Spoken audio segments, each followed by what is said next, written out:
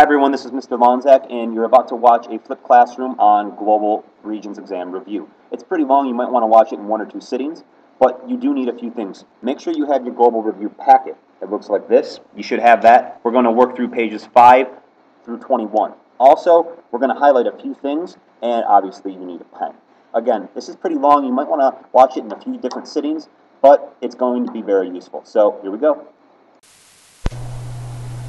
So again, we're going to work through pages 5 to 21 of our review chart today. Take your time. You should have a highlighter and a pen, like I said in the beginning of today's lesson. We're going to start today with Islamic civilization, and a few things to know about it is that it's one of the most rapidly spreading civilizations and religions on earth. On this chart, we're not going to fill everything in. The one important thing to know is definitely that Emperor Mansa Musa is important. This name is on every Regents exam, so write it down. He was an African emperor who spread Islam throughout northern Africa. Again, he was a king of Mali. Mansa Musa, he went to Mecca and converted to Islam. He became a Muslim, and he spread Islam throughout northern Africa. So Mansa Musa is definitely important. And that's it for this beginning of the chart. Moving on to the bottom here, in Islam there are two major groups of importance. There are Sunnis and there are Shiites. Okay, the basic difference between them is that Sunnis we're going to call more Western, more westernized, and Shiites more fundamental. What I mean there by Western is a little more open to Western culture and ideas than the Shiites, which are more fundamental. Think about Iran with the Iranian Revolution. They are Islamic fundamentalist, and most Iranian Muslims are fundamentalist Shiites. So that's important. Islam also does have a golden age. There are a few achievements of Islam's golden age to know. The big one is the astrolabe. This is an important navigational tool. It made travel easier, particularly at night. So make sure you know the astrolabe is an important navigational tool created by Islamic Arabic travelers around the world. Also in Islam, they were known for Arabic numerals, 0, 1, 2, 3, 4, 5, 6, 7, 8, and 9. The writing system we use today, along with algebra, other mathematical achievements, astronomy, and medicine.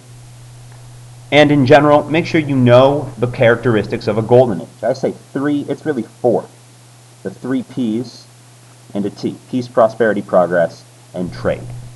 Again, I'm going to move quickly here, but pause if you're not ready to move on. Right now we're moving to the next page in our graphic organizer. We're on slide 6 or page 6 right now, and we're moving to the Middle Ages of Europe.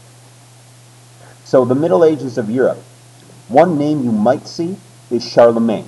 He might pop up on your Regents exam. If you see him, just think about Charlemagne as a king in the Middle Ages. And he helped to spread Christianity throughout Rome, or rather throughout Europe after the Roman Empire collapsed.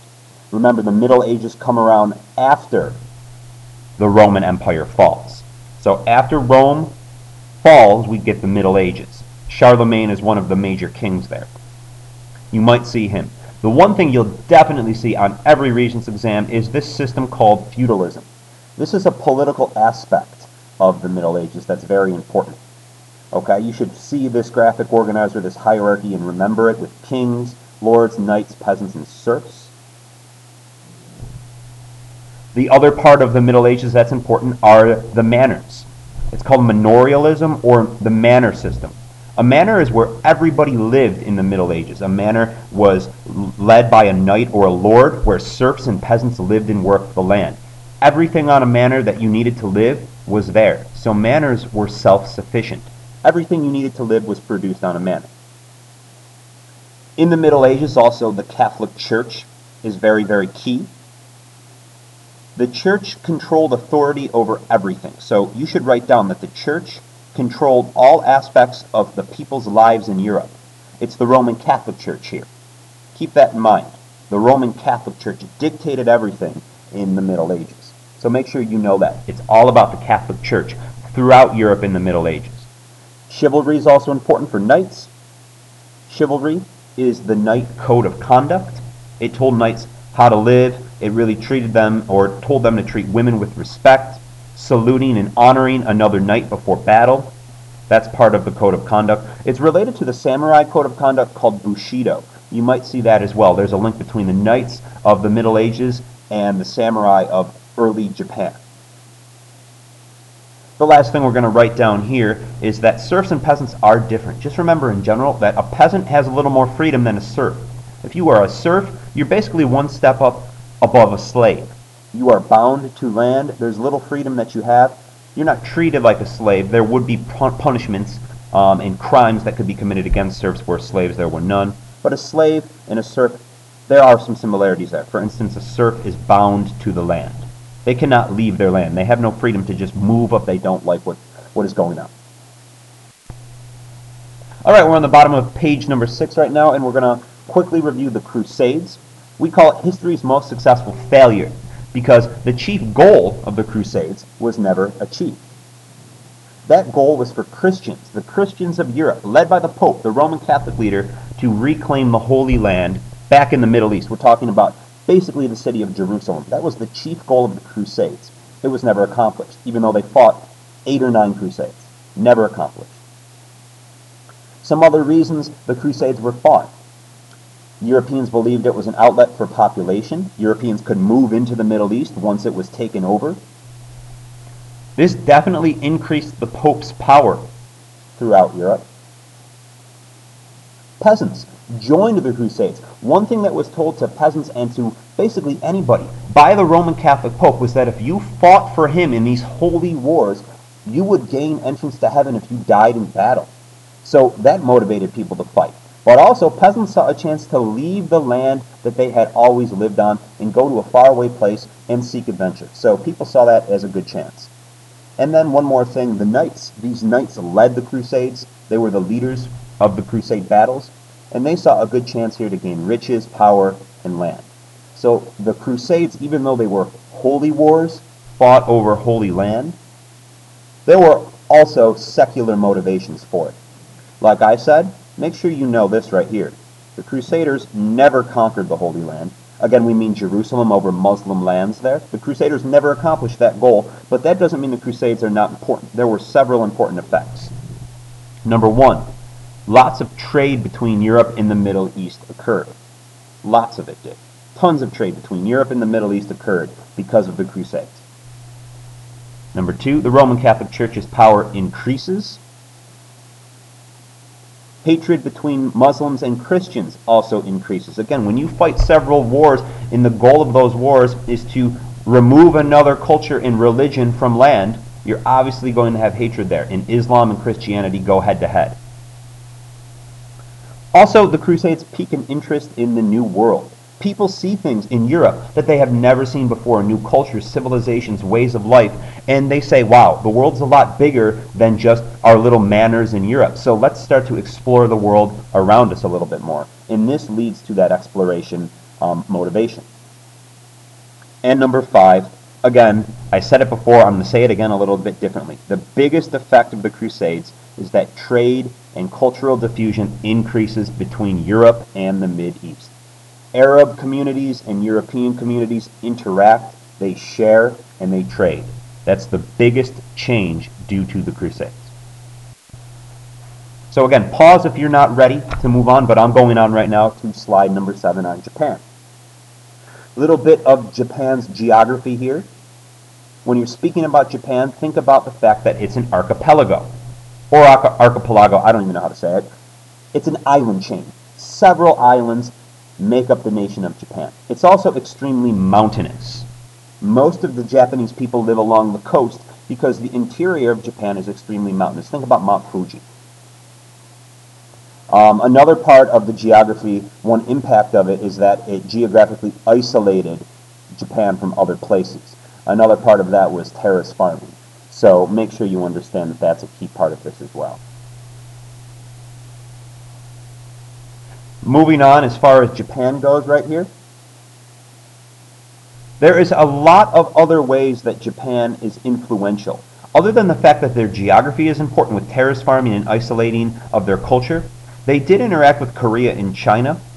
Korea, China, and Japan share a lot of things like technology and culture, and also the religion of Buddhism. Although it started in India, the religion of Buddhism became big in China, later on in Korea, not so much today, but really Buddhism today has a major influence in Japan as well. So So again, that's just a little bit of Japanese background right there. On the bottom of this page here, we have the Japanese feudal structure. Again, this is similar to Europe in the Middle Ages. One thing that's important to know, I've highlighted shogun. And shogun is in caps because the shogun ran the show in Japan. Although there was an emperor above him, the actual ruler with the major decision-making power in Japan was the shogun.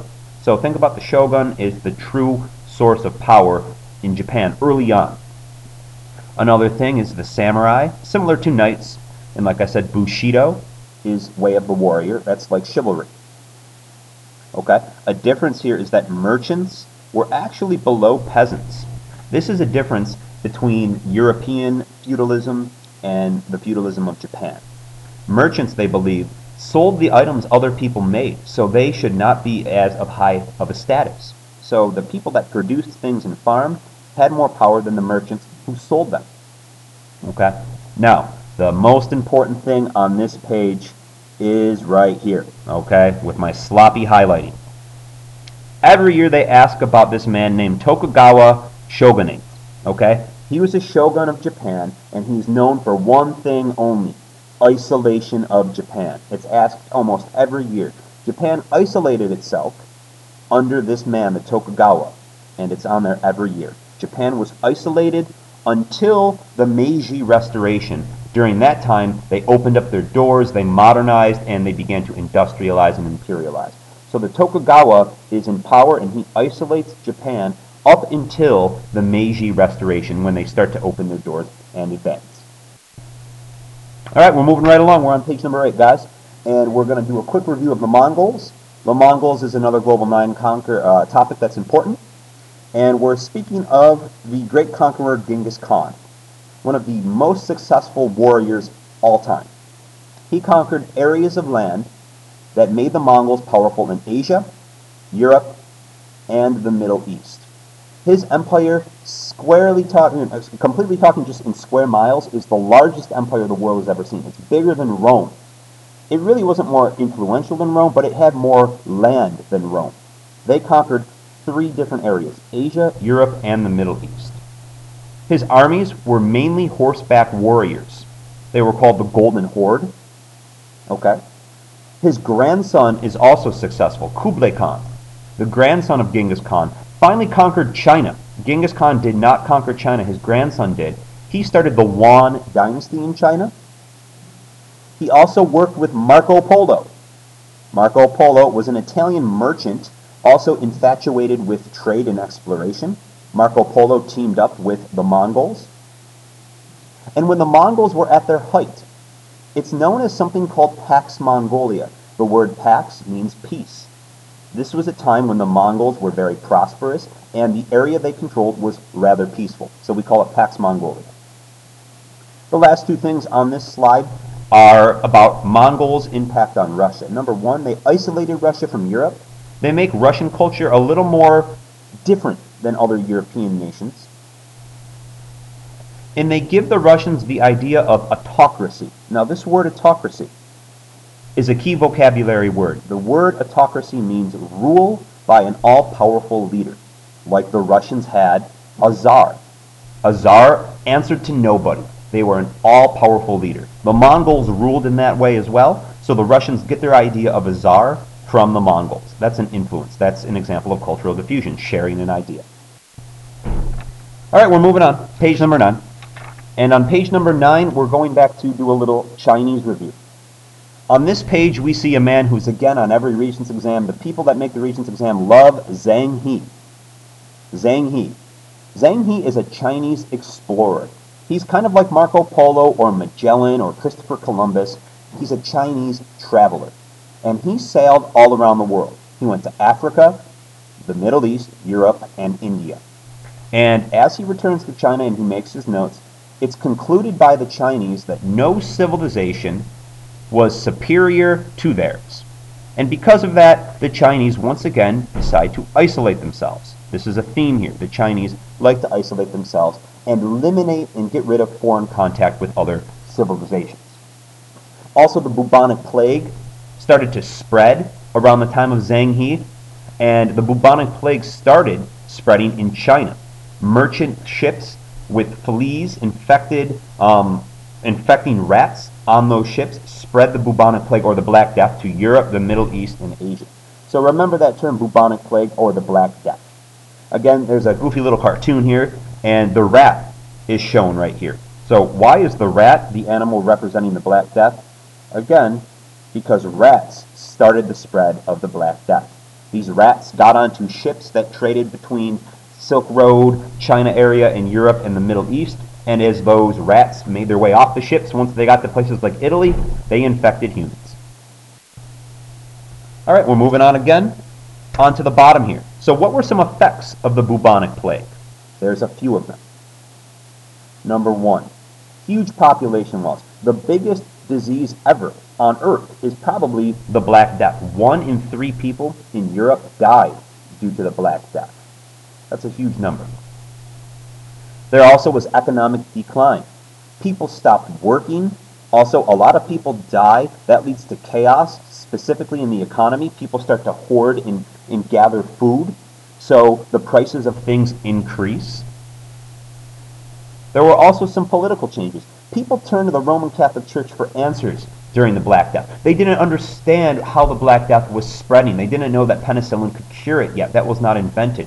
So people turned to their leaders in the church. They asked the priests and the Pope and the bishops, why is this happening? Is God punishing us? And the church had no answer for them.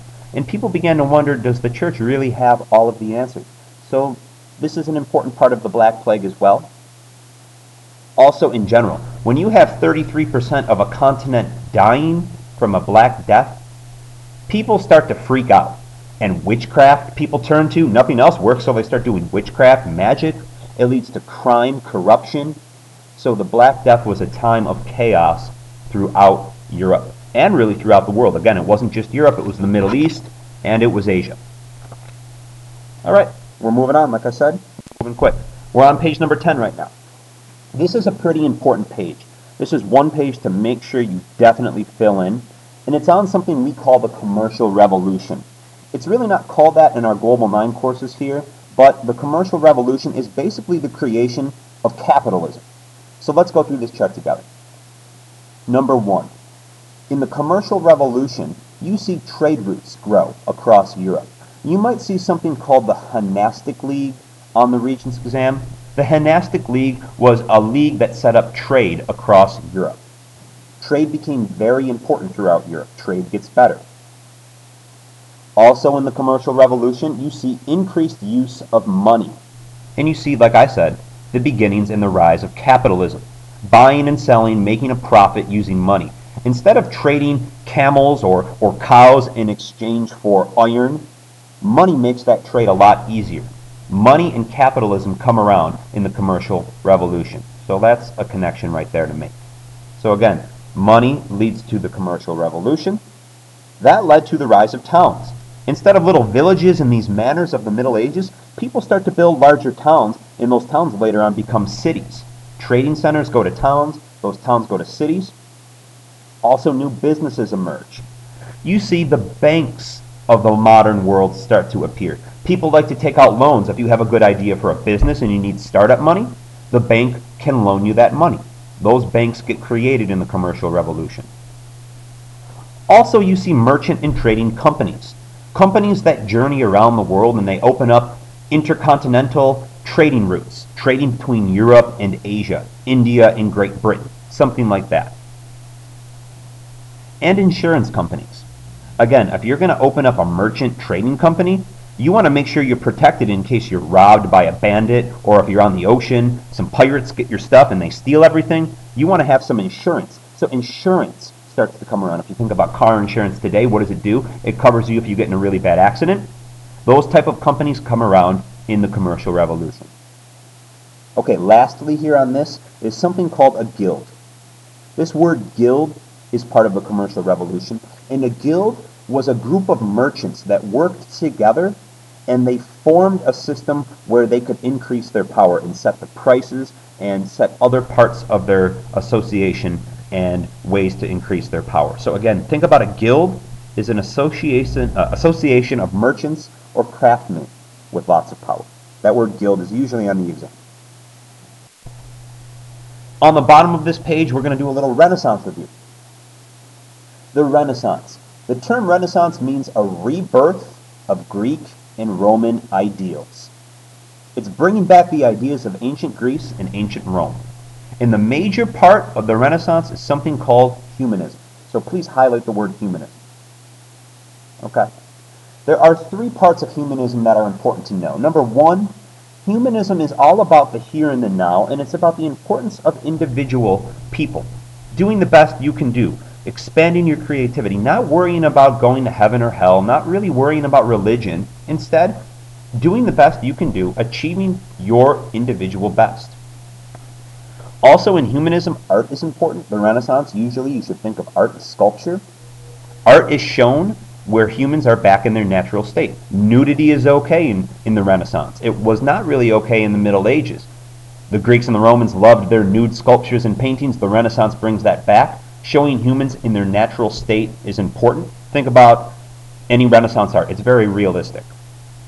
Also, that leads me to, like I just said, realism. The Mona Lisa. The paintings of the Renaissance, like Mona Lisa, are incredibly real and lifelike. They use perspective and they use new techniques to make their paintings beautiful and real. Alright, in the middle here you got a goofy little guy asking you about who is the man who wrote "The End Justifies the Means." If you remember Goal 9, you know this man is called Machiavelli. He may be on your Regents exam. He's important in the Renaissance. But definitely the people you need to know are down here. A few artists of the Renaissance. Number one is Da Vinci, and he wrote the Mona Lisa. If you write an essay on the Renaissance, if it's a DBQ topic, use Leonardo da Vinci. Talk about the Mona Lisa, the Last Supper, or any other thing you remember about Leonardo da Vinci. Michelangelo, he's known for the statue of David. That is displayed today in the kind of, quote, capital of the Renaissance called Florence. Florence is really where the Renaissance began. You could see the statue of David there today. He also did the Sistine Chapel ceiling, which is important in Rome and in Roman Catholic religion. One more man is Raphael. I don't even remember a painting of Raphael, and I'm a history teacher. Don't worry if you don't either.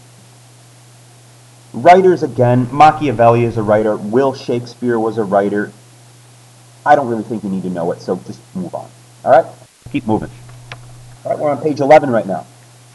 After the Renaissance, we get to something called the Protestant Reformation. But before we do that, there's a key event, and rather more like a key invention that happened during the late Middle Ages.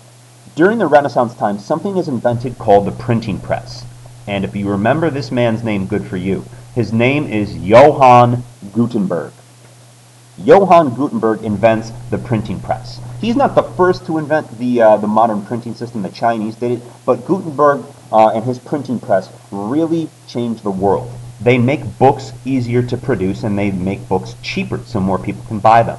And there are three major effects of the printing press that are important to know. Number one, like I said, books become more available. The prices go down. You can print books faster, so books are more available. Books lead people to learn how to read and learn how to write. Again, there's no electricity during this time period. There's no Facebook or internet or movies or television. So what do people do when it's dark out? They light a candle, they sit in their house, and they read. People liked to read, and they learned how to read, and more people became able to read new ideas because of the printing press. That leads me to my third effect right here. This is a really, really big one. The new books that get printed during Johann Gutenberg printing press era lead people to expose themselves to new ideas. They start to question long-held beliefs about the Roman Catholic Church. We're going to see this when we review the Protestant Reformation here. But the more books people read, the more ideas they're exposed to, and people start to think critically on their own. That's why the printing press was so important. Okay, that leads us to the Protestant Reformation, a major turning point in world history. Okay, now there are several causes of it. Number one, let's write down some long-term causes. I say here that the Roman Catholic Church is too worldly. What I mean by that is that they were too interested in money and rich things, building large cathedrals and churches. People didn't think the Roman Catholic Church was focused enough on their message of salvation and getting people into heaven. Also, it was believed that the clergy, the priests and bishops, and even the Pope himself, was a little bit too corrupt for his own good. Also, these new books of the printing press begin to make people interested in new ideas. A lot of the books printed under Gutenberg's printing press really question the beliefs of the Roman Catholic Church. So that's a cause of the Protestant Reformation. Okay, now some short-term problems that really started the Protestant Reformation. One was the sale of indulgences. These were ways to get into heaven if you paid money to the Catholic.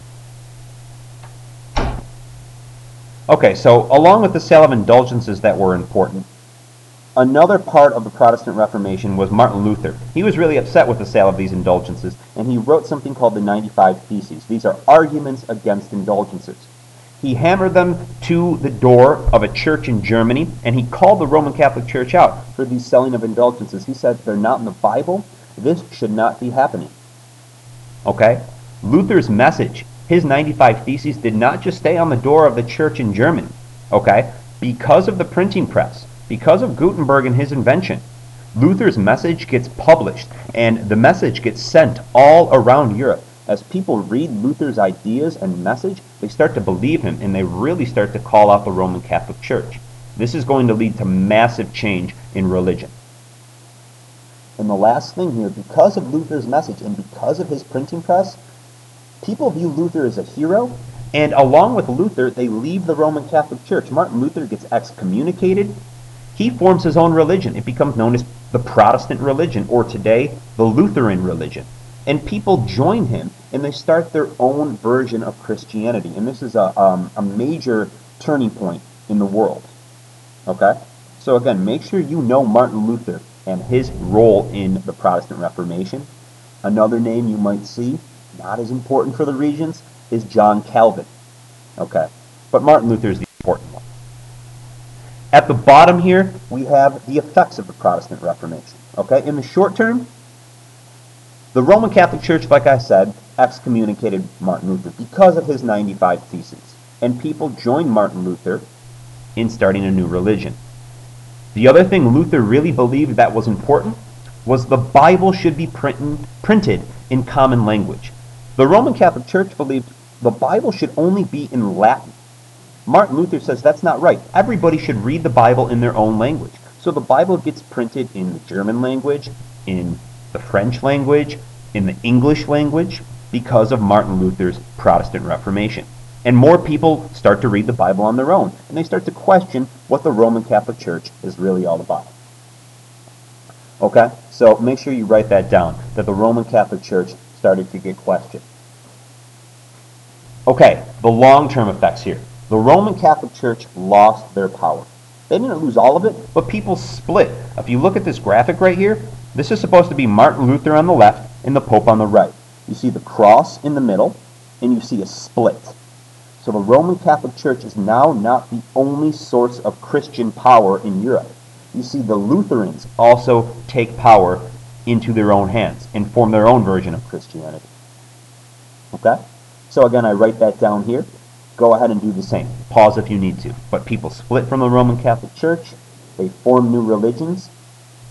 And fighting between those religions begins. Catholics and Protestants really early on don't like each other. There are wars. There are burnings of churches. And people themselves get burnt at the stakes. Things get really, really ugly between Catholics and Protestants. Okay. All right, we're moving on. Again, pause if you need to. Here we get to something called the Counter-Reformation, the Counter-Revolution. Don't worry about it. Okay, let's just work here at the bottom. We're going to speak here a little about England in general, something to know about England and England's history. They had something called a limited monarchy, and there are a few things to know about England. Number one, in England there's this belief called common law. The belief of common law is that all of the laws are the same in England for all citizens, even the king, even the nobles. There are certain laws that are common and everybody gets the protections of them and everyone has to follow them. Also important is the Magna Carta. You see it spelled here with a CH. You might just see it spelled with a C-A-R-T-A. The Magna Carta is very important on the Regents exam. This document is a document in England King John of England had to sign it, and the document limited the English monarch's power, and it gave more power to the people of England. What it really did was it created something called Parliament. Parliament is the lawmaking body of England. These are the major players in England's government. They levy taxes, they make laws, and the king really does not have much more authority than Parliament. Today, the king or the queen basically has no power, because Parliament is the lawmaking body with the major source of power in England. All right, we're moving on. We're on page 12, and we're talking here back to Africa. We're going to do a little bit of review about Africa's geography here. In Africa, there are three basic climate zones. You have the desert, you have the savanna, and you have the rainforest. You should know the Sahara Desert particularly. Okay, now let's talk about each of those basic climate areas of Africa. Some of them can help out African people, some of them can hurt. The desert is an example of both. The desert region of Africa definitely has helped early on in African society, specifically for protection. Think about the Egyptians.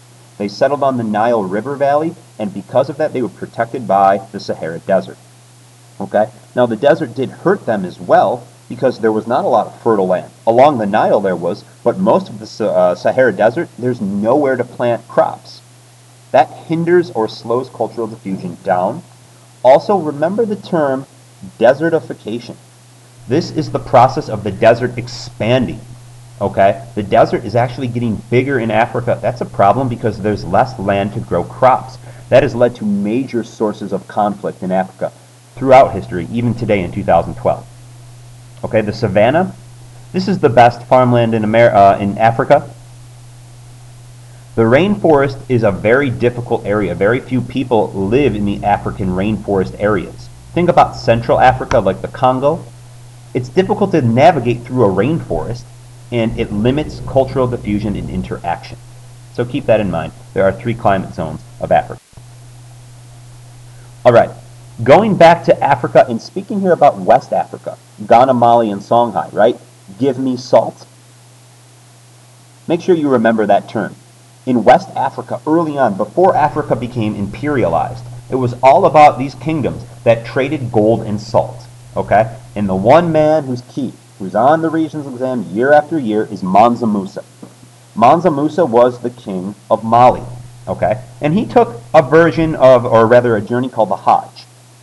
And when he took that Hajj, or pilgrimage to Mecca, that's what Hajj means, he spread Islam throughout northern Africa. Today, nations like Egypt and Libya and Tunisia, these are nations in North Africa. The people that live there mostly are Muslim. Why? Because of Mansa Musa. Okay, so that's his longest lasting achievement. The other thing he did is he increased trade and cultural diffusion. As he journeyed to Mecca in the Middle East, he met up with traders of the Middle East, and trade between Africa and the Middle East started.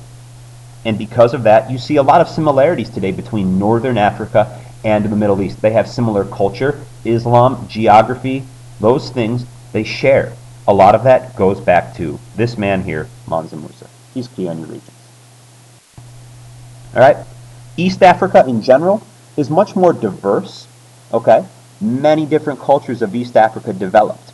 There are much more different tribal communities of East Africa. Okay? And trade was so extensive between them, the Africans and the Arabs, that the new language of Arabic began to develop. Arabic today began because of this trade between Africa and the Middle East.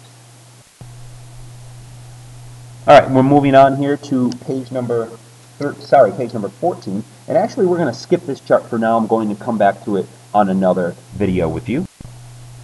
So move right on to page 15. Now, page 15, I'm actually a little ahead here. Let me get to it. Page 15 for you is on the Ottoman Empire. So this is page 15 right here. Okay? The Ottoman Empire is important. It's on the Regents exam, usually with a map question. The capital city was a city called Istanbul. The religion was Islam. And Istanbul is important because of its trading location. Okay? Now, a major important leader there is a man named Suleiman the Great. Okay? He increased the size of the Ottoman Empire, and he promoted nationalism in the Ottoman Empire. Okay? Go ahead and finish this chart on your own, but the Ottoman Empire usually, think about a map question. They control parts of the Middle East and Eastern Europe. So you will usually see a map question on the Ottoman Empire. So be ready for that. Okay, now we get to the age of exploration and imperialism. We're on page 16 right now.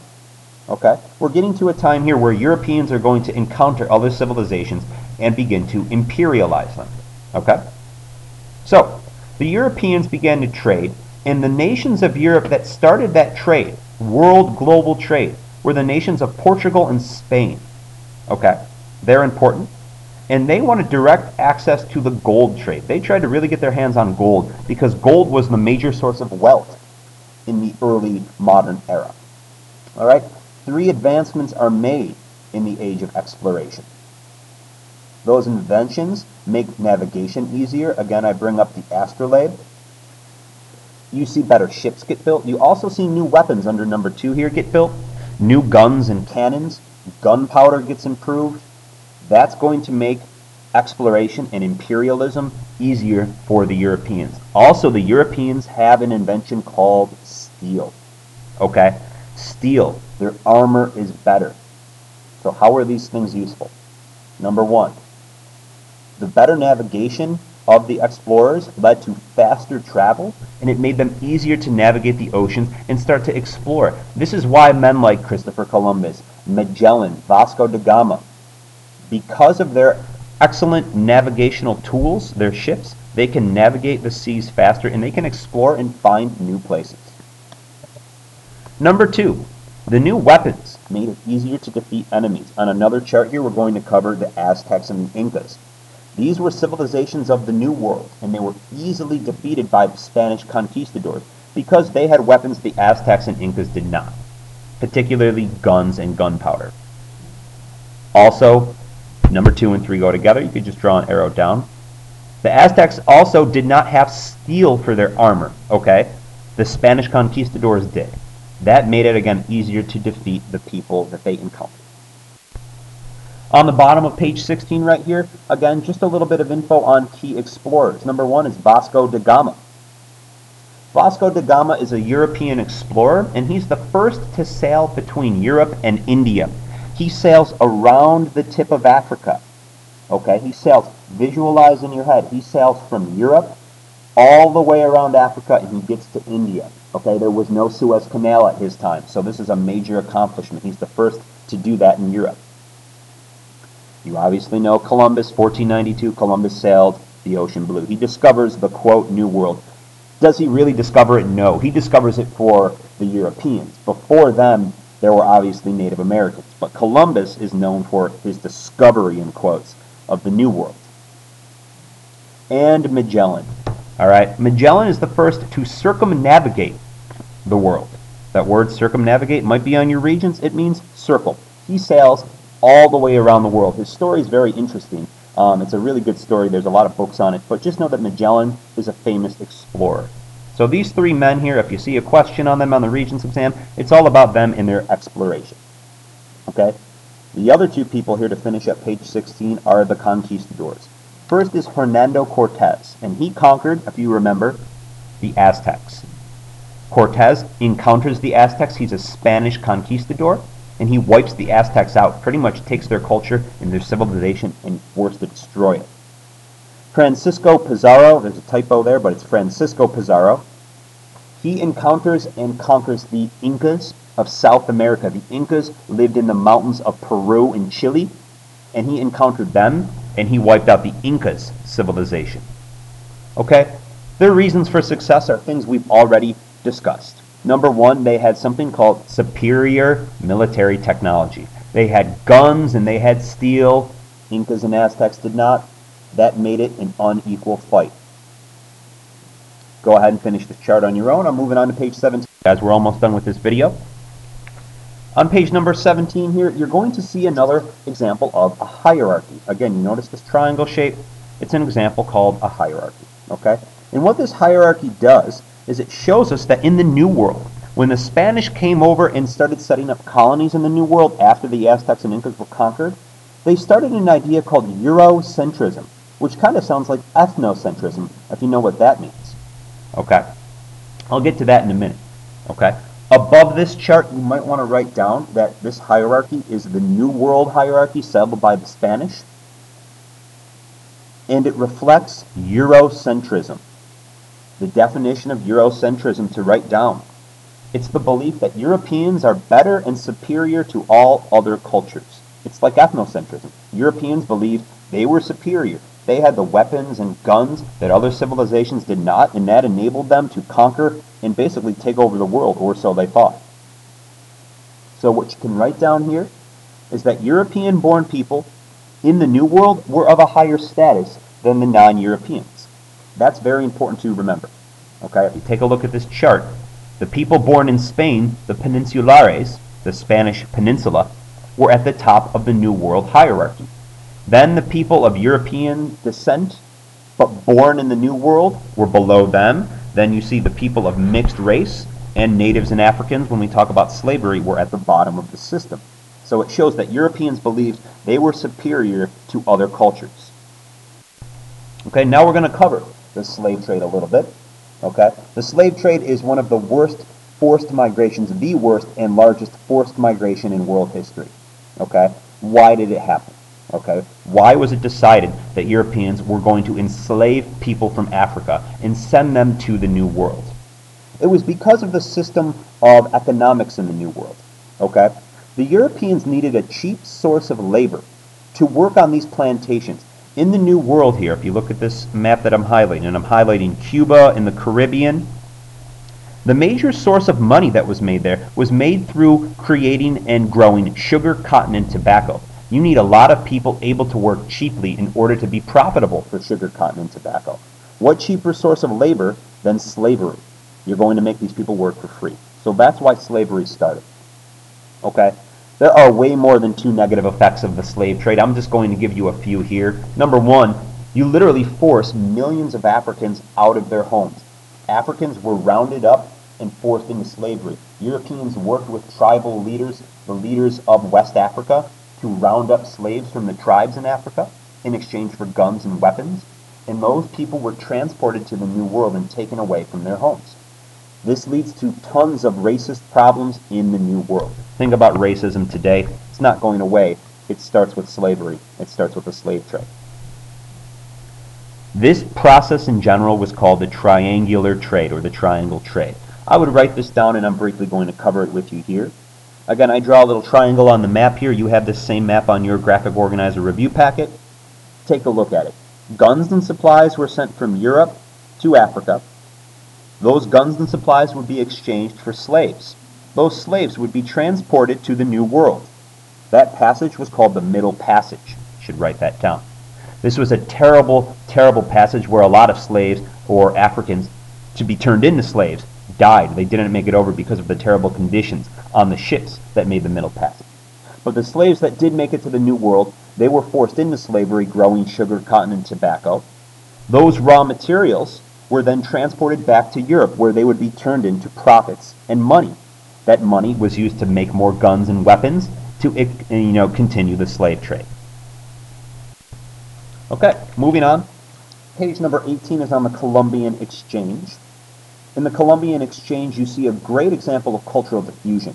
Okay, as the Europeans and the New World interact, you see a whole bunch of new things get shared.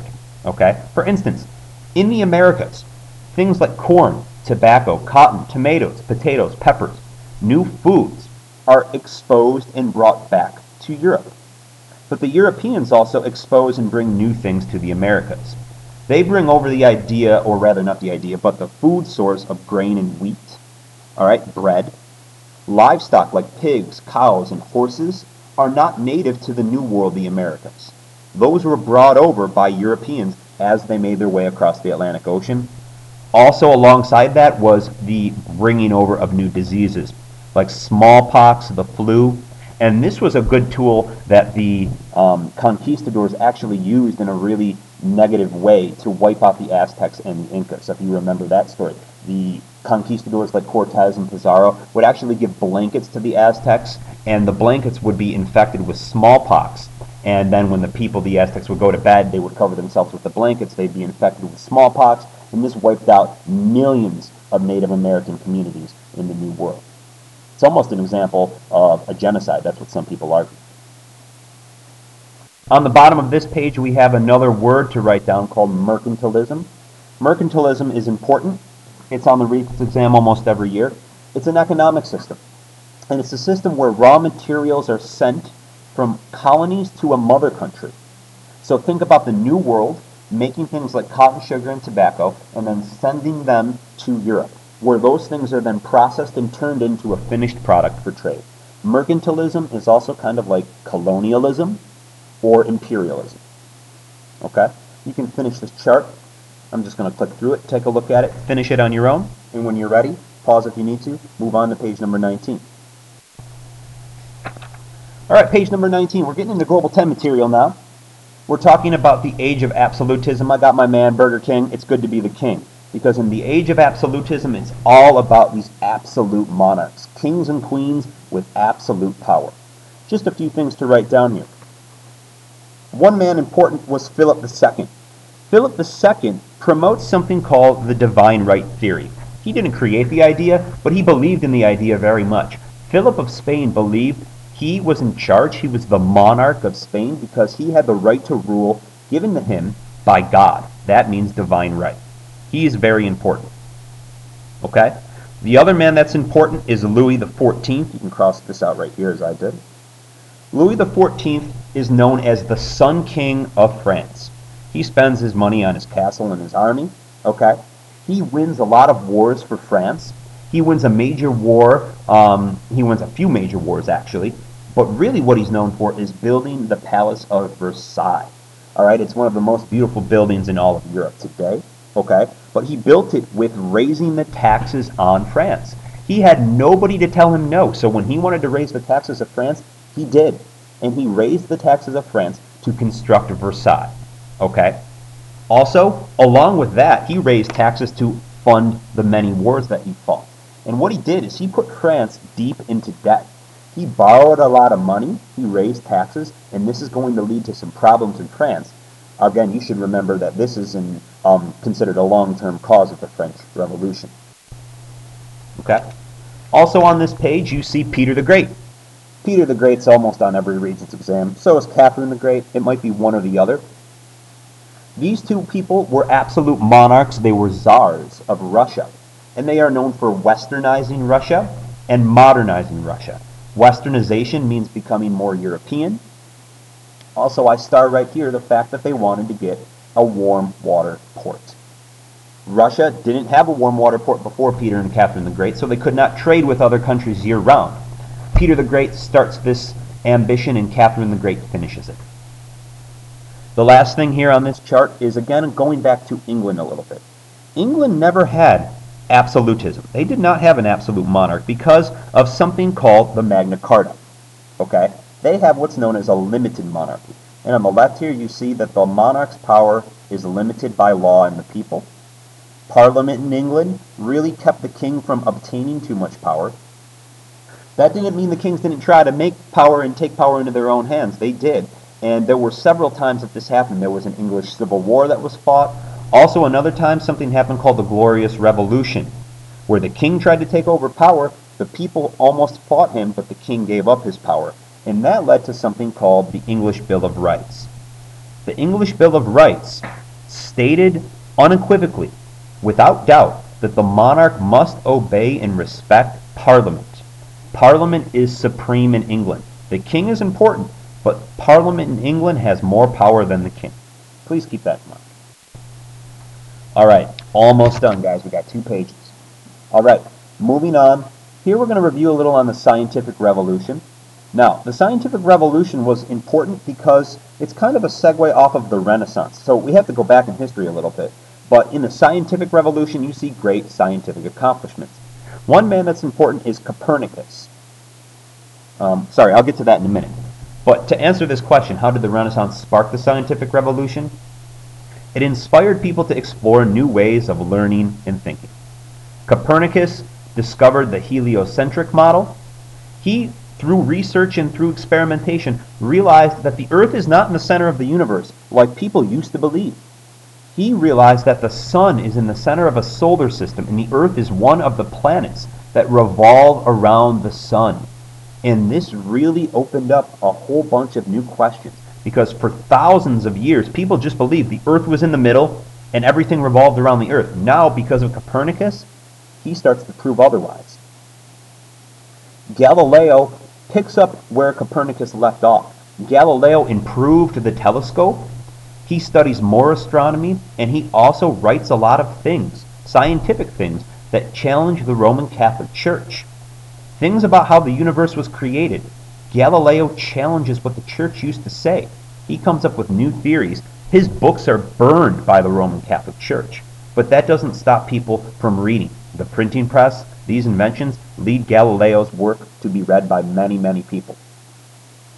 Finally, Isaac Newton. Isaac Newton, another important scientist. He is known for the law of gravity.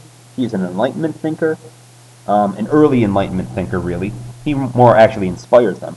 And he inspires people to use reason. All right, so if you really think you know the scientific revolution, you should be able to answer these 3 questions. So if you want to challenge me right here, go ahead and pause. Answer these 3 questions on your own. But if you just want the answers, here they are, okay? Again, hopefully you answer these questions on your own. But these 3 questions are important questions about how the scientific revolution was important, okay? I'm not going to talk about them here for time's sake, but pause, write these down, think about them, and move. The last page for this video, guys, is on the Enlightenment. The Enlightenment was inspired by the scientific revolution. All right, you notice Uncle Fester here from the Addams Family. He has a light bulb in his head, because the Enlightenment was like, think about a little cartoon with a light bulb popping up above their head. Brand new ideas. The Enlightenment ideas changed the world. Okay? This right here is a very important idea. So highlight it and read it to yourself. I'm going to quickly go over some Enlightenment thinkers. Just going to click through here. John Locke is very important. His 3 ideas of life, liberty, and land become known as natural rights. John Locke believes your government has a job to give everyone and protect everyone's natural rights. And if your government doesn't protect your natural rights, what are you supposed to do with it? Overthrow it. You should know that. Montesquieu is sometimes on the Regents exam. He's more of a U.S. history guy. Voltaire, another Enlightenment thinker known for freedom of speech. He has a big mouth. He likes to run his mouth.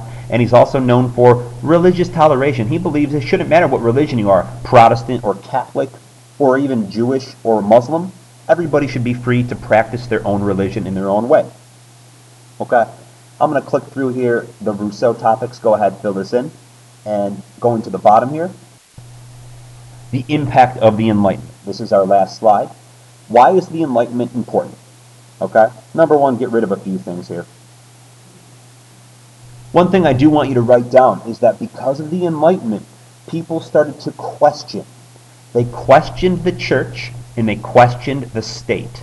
By the state, I mean people questioned the power of the monarchs, the king and the queen. For hundreds of years, people just believed the king was the king because that's how it was. Divine right, the king had power, that's the way it was. The church had power, the pope was in charge, that's the way it was. Nobody questioned it. Now in the Enlightenment, people start to question these ideas. They start to say to themselves, wait a minute, why do we believe that the Roman Catholic Church is the only church with power? Why do we believe everything the king says? Do we really need to obey our king? Maybe we could form a new government and we could do it better than how the king is doing it. And this is a very important thought process. Okay? The ideas of the Enlightenment are first used in America, but later on they're also used in the French Revolution. We're going to review that starting with our next video. Okay? The ideas specifically of John Locke are important. John Locke's ideas on natural rights, you should know. The government has a job to protect your natural rights. And if your government doesn't protect them, your job as people is to overthrow your government and start a new government. If you don't do that, you are not following Locke's ideas. Do John Locke's ideas ever happen? Yes. They happened in America with the American Revolution, and then they happened in France with the French Revolution. Okay? So I hope you stuck with me through this video. I hope it was useful. If you have questions, you know where to find me. But for now, that does it, guys. Thank you for listening. Have a good day.